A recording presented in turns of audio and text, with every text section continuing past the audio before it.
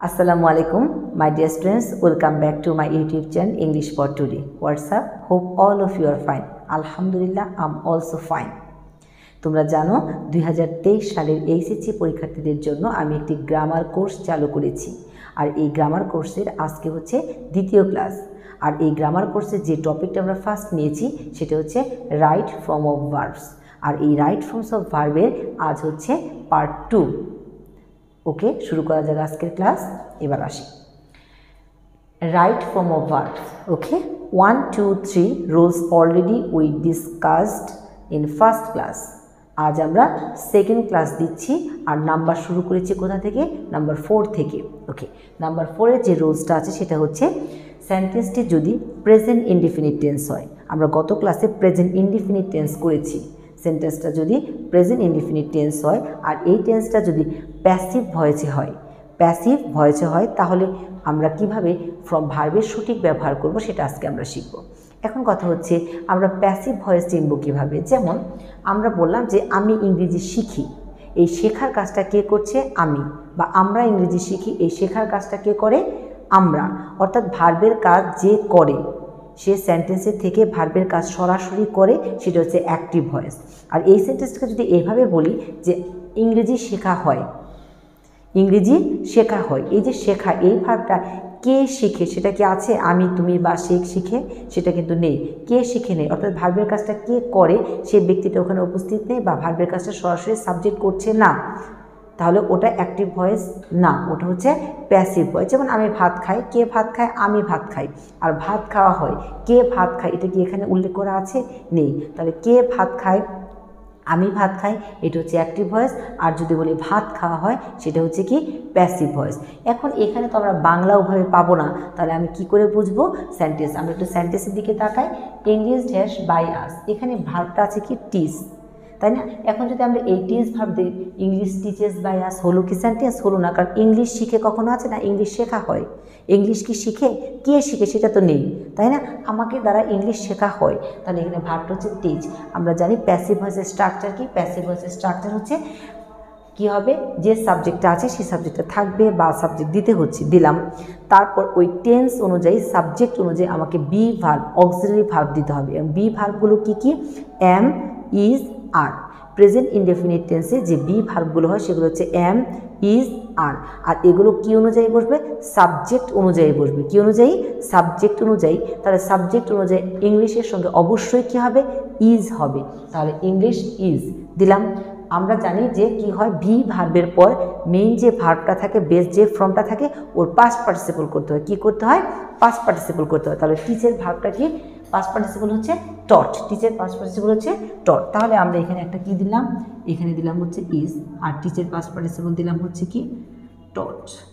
তাহলে আনসারটা কি হলো? Is taught. তাহলে আমরা এখান থেকে কি শিখলাম? এটা প্যাসিভ ভয়েস। আর প্যাসিভ ভয়েসের স্ট্রাকচার হচ্ছে subject plus be verb plus মূল ভার্বের পাস্ট পার্টিসিপল। তাহলে ইজ টট। ক্লিয়ার? ওকে, এবার আসি some prayers in families having such an examinee. Okay, এই যে ব্ল্যাঙ্ক, এই ব্ল্যাঙ্কের জন্য কি ভার্ব আছে? এখানে আছে অফার।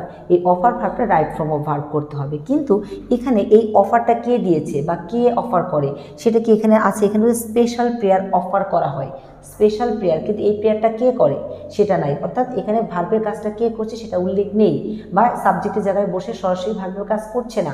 তাহলে এটা হচ্ছে প্যাসিভ ভয়েস। আর আমরা প্যাসিভ ভয়েসে প্রেজেন্ট ইনডিফিনিট টেন্সে প্যাসিভ ভয়েসের স্ট্রাকচার কি জানি? সাবজেক্টের পরে কি দিতে হবে? এম, ইজ অথবা আর। এখন এই এম, ইজ, আর কিসের উপর ডিপেন্ড করবে? সাবজেক্টের উপর। তাহলে এখানে সাবজেক্টের সাম প্রেয়ার্স, প্রেয়ার্সটা হচ্ছে কি? প্লুরাল। তাহলে এখানে আমরা ইজ দিব না আর দিব? অবশ্যই আর দিলাম। ওকে, আর ওই যে অফার যে ভার্বটা এখানে আছে সেটা পাস্ট পার্টিসিপল করতে হবে। তাহলে হচ্ছে অফার্ড। কি হবে? অফার্ড। আন্ডারস্ট্যান্ড? ওকে, তাহলে ইজ ডট, সেকেন্ড ওয়ান হচ্ছে কি? আর অফার্ড। ওকে, এবার আসি প্যারেন্টস। এখন আবার এবং এমনভাবে একটা সেন্টেন্স দিয়েছি, এখানে আমরা অ্যাক্টিভ ভয়েসে পাবো, একই সেন্টেন্সে আবার প্যাসিভ ভয়েসে পাবো। তাতে করে আমাদের কি হবে? একটু যদি কোনো প্রবলেম থাকে সেটা ক্লিয়ার হয়ে যাবে। Parents of an examinee usually remain, এখানে কে মানে কি থাকে? ইউজুয়ালি রিমেইন অরিট থাকে। অরিট মানে চিন্তিত থাকে কে? প্যারেন্টস। তাহলে কে চিন্তিত থাকে? প্যারেন্টস। তাহলে প্যারেন্টস কী করছে? সরাসরি এই কাজটা করছে, এই কাজটা করে, অর্থাৎ ভার্বের কাজ সাবজেক্ট করছে বা করে, তো করে যেহেতু তাহলে এটা অবশ্যই অ্যাক্টিভ ভয়েস।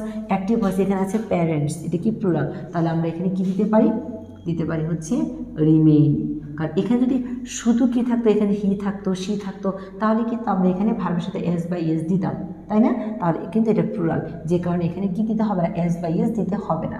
ওকে, তারপর হচ্ছে until the result dash publish, যতক্ষণ পর্যন্ত না রেজাল্ট পাবলিশ হয়। কে পাবলিশ করছে? গভর্নমেন্ট।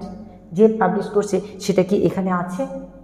এখানে কি সাবজেক্ট হিসেবে বসেছে বা ভার্বের কাজ সরাসরি করেছে? করেনি, তাহলে এটা হচ্ছে প্যাসিভ। তাহলে এখানে আমরা দ্য রেজাল্টের সঙ্গে কি দিতে পারি? এখানে হচ্ছে ইজ।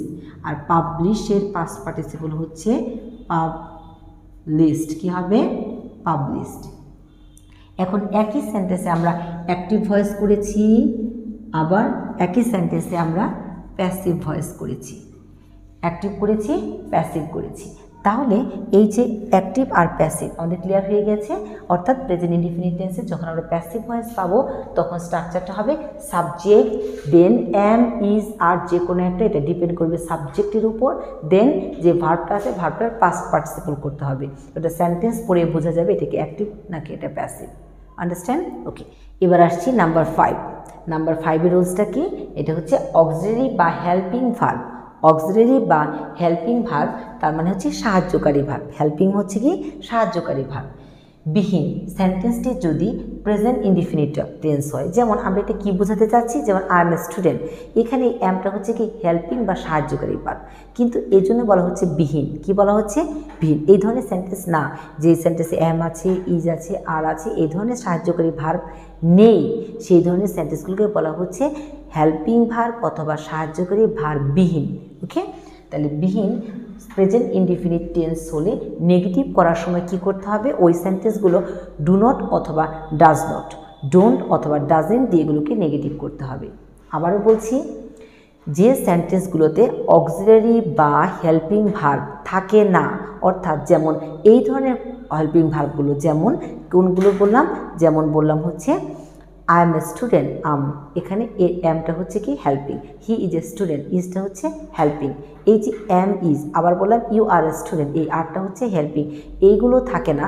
তো ওই ধরনের সেন্টেন্সগুলো যেগুলো সাবজেক্ট প্লাস মেইন ভার্ব থাকে, সাবজেক্ট প্লাস মেইন ভার্ব থাকে, ওই ধরনের সেন্টেন্সগুলোকে কি করে আমরা নেগেটিভ করব? কি করে আমরা নেগেটিভ করব? ওই ধরনের সেন্টেন্সগুলোকে আমরা ডোন্ট অথবা ডাজেন্ট দিয়ে নেগেটিভ করব। কি দিয়ে? ডোন্ট অথবা ডাজেন্ট। এখন ডোন্ট কোথায় দেবো, ডাজেন্ট কোথায় দেবো? আমরা যখন প্রেজেন্ট ইনডিফিনিট টেন্সে যখন আমরা প্রথম যে ফার্স্ট ক্লাসটা করেছিলাম সেখানে আমি দিয়েছি হি, শি, ইট। কোনো ব্যক্তি, কোনো বস্তু, কোনো প্রাণী, এগুলো নামের পরে যখন আমরা ভার্ব পাবো ভার্বের সাথে এস বা ইয়েস দিব। আর বাকি ক্ষেত্রে আমরা কি করব? অন্য পার্সনের বেলায় কি করব? ভার্বের সাথে এস বা ইয়েস দিব না। যেগুলোর বেলায় আমরা এস বা ইয়েস দিই না যে পার্সনের বেলায়, সেগুলো হচ্ছে ডোন্ট। আর যেগুলোতে আমরা এস বা ইয়েস দিয়ে থাকি যে পার্সনগুলো, সেগুলো দিব ডাজেন্ট। কি দিব? ডাজেন্ট। এবার দেখি, I'd has T not like, I'd has T not like, এখানে সাবজেক্ট কি? সাবজেক্ট হচ্ছে আই। সাবজেক্ট কি? সাবজেক্ট হচ্ছে আই। তাহলে এখানে আমরা যেহেতু আই, তাহলে আমরা এখানে কি দিব? Don't like. এখন কথা হচ্ছে এই লাইক ভার্বটা কি কোনো চেঞ্জ হবে? নো। কেন হবে না? ডোন্ট, ডাজেন্টের পরে ভার্ব যা থাকে তাই থাকে, অর্থাৎ বেস ফর্ম থাকে। কি থাকে? বেস ফর্ম থাকে। তাই জন্য হবে কি? Don't like. I don't like tea, I don't like tea. Okay, she has play tennis. এখন কথা হচ্ছে এই এখানে আছে শি, হি, শি, ইট থাকলে আমরা ডাজ নট বা ডাজেন্ট দিয়ে এটাকে নেগেটিভ করব। তাহলে ডাজেন্ট দিয়ে যদি নেগেটিভ করি তাহলে কি হবে? Doesn't play, doesn't play. এগুলো আমরা কেন নেগেটিভ করছি? কারণ এখানে নট দিয়ে দিয়েছে, নট দিয়ে দিয়েছে, দ্যাটস আমাদেরকে নেগেটিভ করতে হবে। আর উপরেগুলোতে নট দেয়নি, যে কারণে আমরা নট দিইনি বা নেগেটিভ করিনি। এখানে আমাদেরকে নট দিয়ে দেওয়া আছে, তার মানে এটাকে নেগেটিভ করতে হবে। কারণ রাইট ফর্ম অফ ভার্ব, কী করতে হবে? রাইট ফর্ম অফ ভার্ব, ভার্বের সঠিক ব্যবহার করতে হবে, অর্থাৎ পার্সন টেন্স অনুযায়ী সেন্টেন্সটা ঠিক থাকতে হবে। এবার আসি, they has to school by bus, এখানেও নেগেটিভ করতে হচ্ছে নট দিয়ে, আর ভার্বটা আছে কি? গো, তাহলে নেগেটিভ করতে হবে।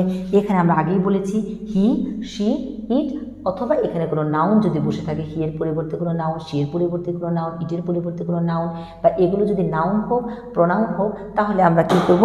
ডাজ নট দিয়ে করব। আর বাকি সব ক্ষেত্রে আমরা কি করব? ডু নট দিয়ে নেগেটিভ করব।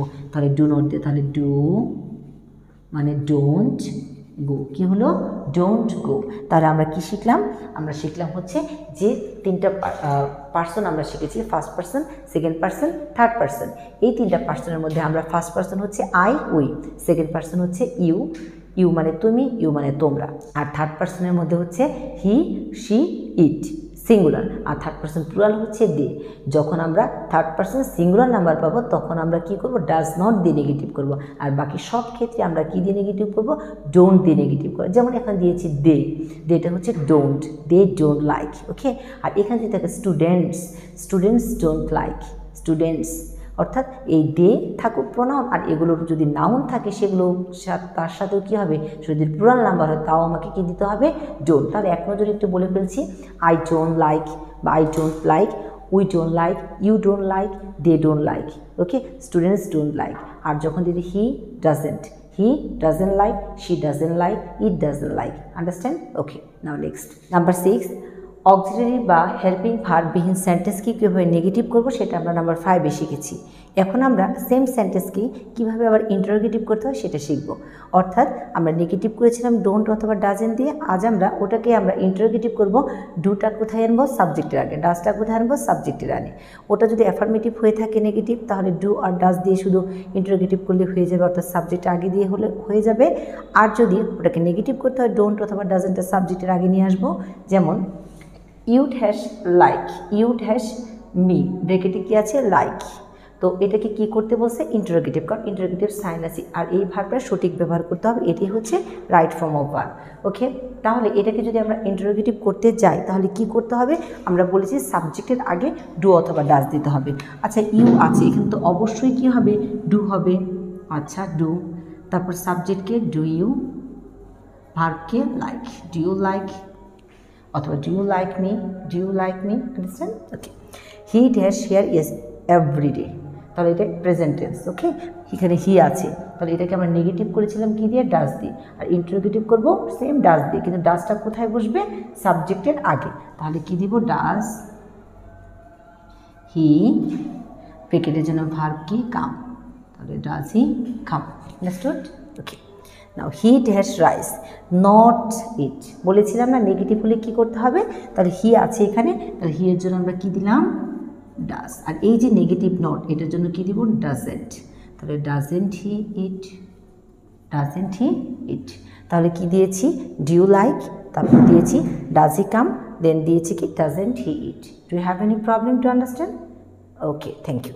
নাও ইন্টারোগেটিভ সেন্টেন্সটা যদি ডাব্লিউএস কোশ্চেন, এই যে ইন্টারোগেটিভ করলাম, এটাকে যদি আমরা ডাব্লিউএস কোশ্চেনে ইন্টারোগেটিভ পেয়ে থাকি তাহলে কী করব? যেমন হোয়েন ইউ টেক ব্রেকফাস্ট, এখানে আছে হচ্ছে টেক। এখন কথা হচ্ছে এটাকে আমরা ইন্টারোগেটিভ, কারণ ইন্টারোগেটিভ চিহ্ন আছে, ডাব্লিউএস আছে, এটাকে আমরা কেন কী করতে হবে? ডাব্লিউএস ওয়ার্ডে ইন্টারোগেটিভ করতে হবে। আমরা বলেছি কি সাবজেক্টের আগে, সাবজেক্টের আগে ডু অথবা ডাজ। তাহলে সাবজেক্ট হচ্ছে ইউ, এর আগে আমরা ডু অথবা ডাজ দিব। তাহলে ডাব্লিউএস ওয়ার্ড তো এখানে আছেই হোয়েন, আর এটার জন্য ডু কী দিব? ডু। তাহলে হোয়েন ডু ইউ, ভার্ব কি আছে? Take. When do you take your breakfast, when do you take your breakfast. আর সংক্ষিপ্ত করে কি লিখলাম? হোয়েন ডু ইউ লাইক, কারণ আমার রাইট ফর্মস অফ ভার্বের ফুল সেন্টেন্স লেখার কোনো দরকার নেই, শুধুমাত্র যেটুকু আনসার হবে সেটুকু লিখলেই হবে। এবার আসি হোয়াট ইউ, আর ব্রেকেটের জন্য ভার্ব আছে হচ্ছে কি? Like, like. তাহলে আমরা কি দেব? হোয়াট ডু ইউ লাইক, কি দিতে পারি? হোয়াট, এখানে ইউ আছে তার অবশ্যই ডু হবে। হোয়াট ডু ইউ লাইক, তাহলে কি হবে? What do you like. Understood? Okay, এখানে আছে হু ড্যাশ দ্য ওয়ার্ক। এখন কথা হচ্ছে যে এগুলো যেভাবে করলাম এই হুটা কি সেভাবে করব না। আমরা শিখেছি হুটা কি পার্সনের কাজ করে। কিসের কাজ? পার্সন। ফার্স্ট পার্সন না সেকেন্ড পার্সন না থার্ড পার্সন? যখন হুটা সিঙ্গেল বোঝাবে তখন এটা থার্ড পার্সনের মতো কাজ করবে, আর যখন এটা কি হবে? হুটা যখন বহুবচন প্লুরাল বোঝাবে তখন থার্ড পার্সন প্লুরালের মতো কাজ করবে। তাহলে যখন থার্ড পার্সন সিঙ্গুলার শিখেছি হু, হি, শি, ইট, এগুলোর সময় কি ভার্বের সাথে আমরা এস বা ইয়ের যোগ করেছি না করিনি? অবশ্যই করেছি। তাহলে এখানে হুটা যখন সিঙ্গুলার, হুটা যখন সিঙ্গুলার তখন আমরা দিব কি? Who does the work.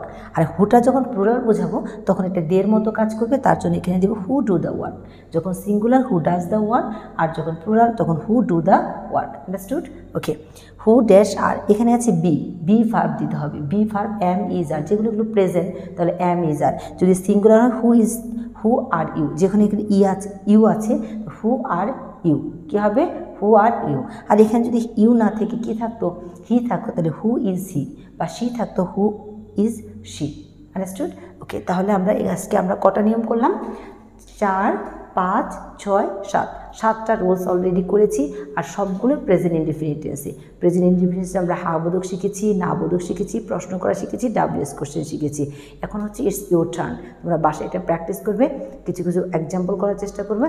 I hope you will be super confident about present indefinite tense. Understood? Okay, thanks to all.